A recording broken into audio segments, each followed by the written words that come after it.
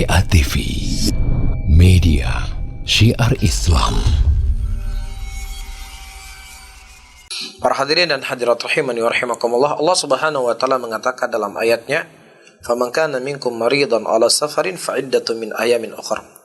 Barang siapa yang seseorang itu sakit ataukah dalam keadaan safar, maka hendaknya dia mengganti di hari yang lainnya. Baik.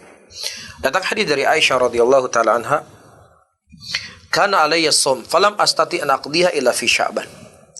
Masih ada kewajiban bagi saya untuk berpuasa, tetapi saya tidak mampu untuk membayarnya kecuali di bulan Sya'ban.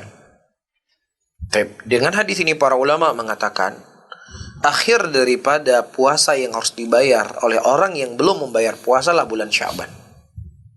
Itu akhirnya. Kalau seandainya dia melewati dari batas akhir, maka kalau seandainya dia sengaja tidak membayarnya, dia elu-elu ke dia waktu berlalu begitu saja sampai dia tidak membayarnya, maka dia berdosa.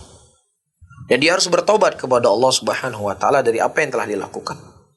Tapi kalau seandainya dia lupa, maka dia tidak berdosa.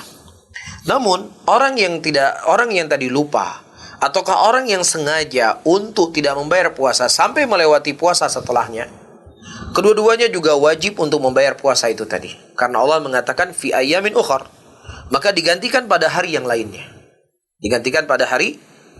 Nah, hari yang lainnya itu sifatnya mutlak. Apakah 1 tahun setelahnya, 2 tahun setelahnya, 3 tahun setelahnya? Yang jelas itu kewajiban yang harus dia bayar.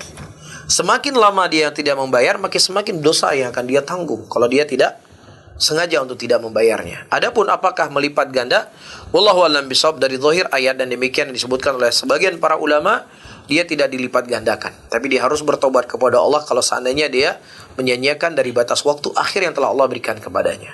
Nah, wallahu a'lam bishawab.